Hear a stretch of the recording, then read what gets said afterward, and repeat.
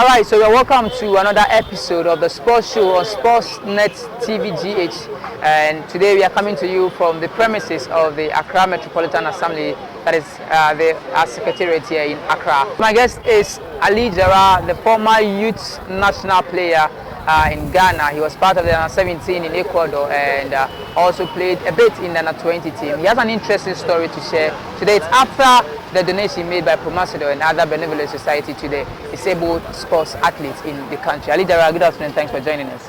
Thank you, my brother. All right, and so you have an interesting story to say. I mean, disabled. How come you are part of the Disabled Association? I think I wasn't born a disabled, but as along the line, something cropped up, something happens in my way, which I become a disabled. And being a disabled, I felt this is my home, family, so I decided to be with the amputee football, which I've coached the amputee football for more than 12 years. So I'm part of them and celebrating disability, disables, which Promacedo has come on our way to celebrate us, giving us cowboy products, which is we are most grateful and we appreciate what the Promacedo family has done for we persons with disability. For the first timers, for those who know you for the first time, can you recount your story? You were not born a disabled. You were a very, very active footballer who was a goalkeeper. How come you are disabled now? I think in disability world, disabled can come to each and everybody's way. Being in an accident by twisting your leg, but mine specifically, I got paralyzed. Immediately after 93 World Cup, which I came back home, I felt back pain. I went to hospital, which I was admitted. 1 week I got paralyzed. So to catch it short, this is what happens. So and I got paralyzed right from my waist downwards. And how is the situation now? You're able to walk now? You've been able to treat it now? Currently, I can say I am 85% better, which I can walk on my own without crutches. Without crutches. So you got paralyzed playing for the national team, that's the under-17 team? National juvenile team in 1993. In 93 in Japan. Did you finish that competition?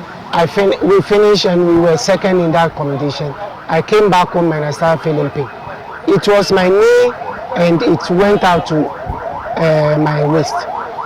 So who borne the cost for your treatment, your medical treatment? Beginning, I was flown to United Kingdom by the government, which I was treated over there for 1.5 years, almost getting to 2 years, and I came back to Ghana. After coming back to Ghana, which each and every treatment I do it on my own. So you suffered this after playing and committing yourself to the cause of Ghana, and having gone through this ordeal, has the country treated you fairly from that period to now? Do you think so? I will say no. And I will not say I alone, because the nation we are with, I don't think whatever we do at our prime, everybody hails us. But at the end of your career, when something happens, it's like a desert. The nation puts you into the desert without water for you to die slowly. That's Ghana. You must understand it. It starts from Baba Yara, who got paralyzed from who coming to Accra at the national team, which nobody cares about him. After he died, stadium was named after his name. You take off Robert Mensah, who had an accident through another issue, which he was stabbed. He died. Nobody cares about his family. At the end of the day, stadium was named after him. It's so. Each and every players which we suffered for the mother Ghana, at the end of our career, I don't think anyone cares about us. No, you have to struggle on your own. It's like a desert without water. You don't push to the desert. You die slowly after that. Sports Council or the ministries will come and pay big tributes in your name. At the end of the day, it's that. So they shouldn't wait for you to die before they honor you. They Yes, should do that.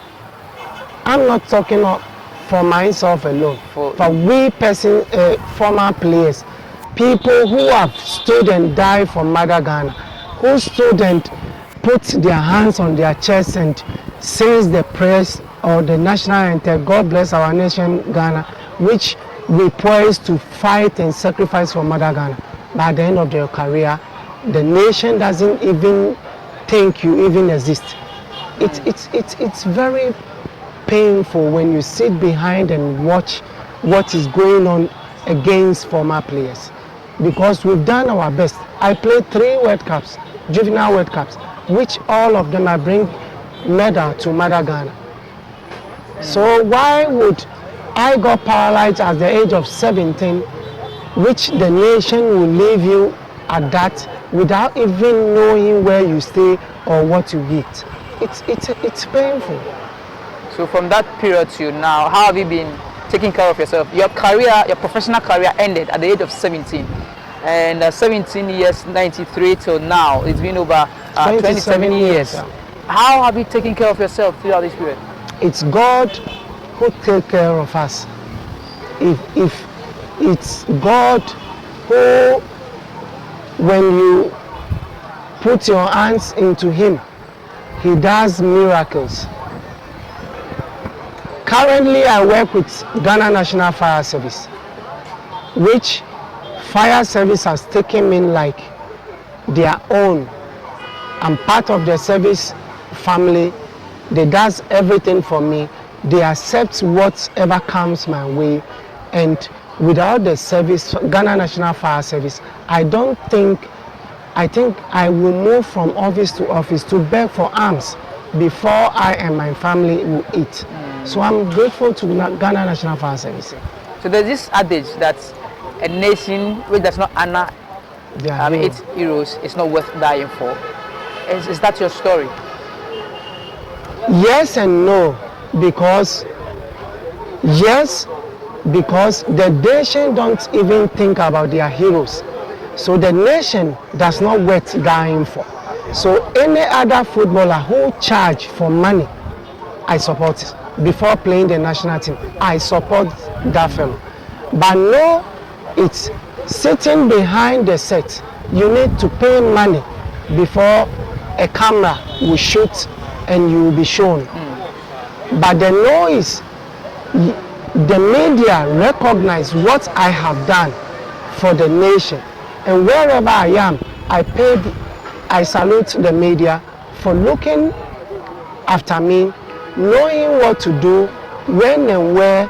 They always come and know what I am about. So I'm almost grateful to the media.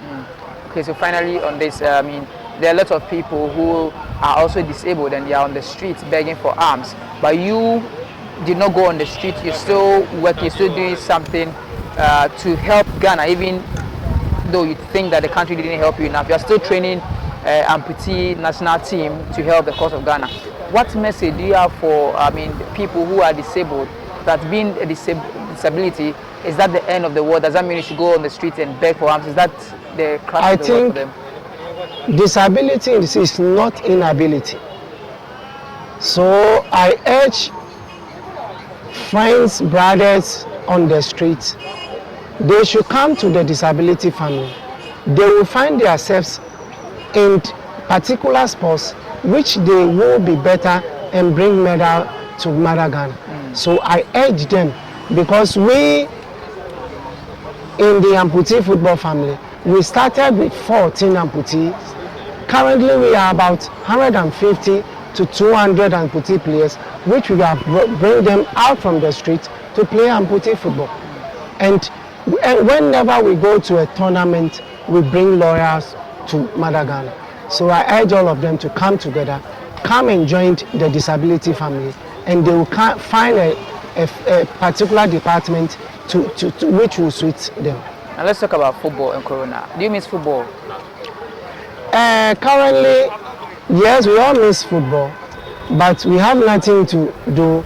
We have a pandemic which have come to stay with us, not only in Ghana, but globally. So we hope and pray that this particular sickness will move out from our way so that we can enjoy what we know best. Were you visiting the league centers before the corona? Were you watching the local games? I worked with Uncle T Division 1 Football Club, which I can say I am with. I always watch specifically this Division 1 football because I am a goalkeepers coach of Uncle T Football Club. Okay, so the level of goalkeepers across, I mean, both local and international, the Ghanaian footballers, how do you rate that? I think goalkeeping, Richard Kingston set a particular standard which Ghanaians were struggling about it. We want a goalkeeper to fit in his shoes. But I can say Richard Ofori is doing well. He has stepped in Richard's shoes, which he's performing well. You can go to, let's take it, Elimina Sharks goalkeeper. It's also doing very, very marvelously well, which he can join the race with Richard and Hearts of Oaks goalkeeper. And I think currently we have goalkeepers who are coming, who are doing very, very well. We need to have patience to them, and the sky will be the competition at the Black Stars goalkeeping department. Is it a healthy competition? Do you think it's good enough material we have, and it's giving them good competition, the goalkeepers there?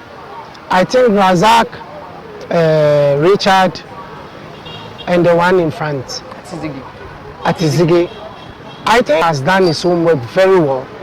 He started, he was marking time, he was able to stand behind them, understudy the top class goalkeepers, which currently, I don't see any of the goalkeepers who can match him for now. But Richard has done his homework very, very well. So it will take a little bit of time before people can take Richard Ofori. Finally, I will leave you to go. Any final message you have for the country that has not honored its heroes enough, and especially some of your former colleagues, ex-footballers who are out there also struggling with diseases and feel so bitter about how the country has treated them? Life is so short. We shouldn't think about anybody to better our life. Although you need to stand on someone's shoulder to reach the height you want to reach. But you will happy yourself. Nobody will happy you. Your dreams can come true at Lakeside Estate with 24-hour security, a police station and a serene environment. Lakeside Estate gives you the house of your dreams as well as absolute peace of mind. Make the move today. Move to Lakeside Estate.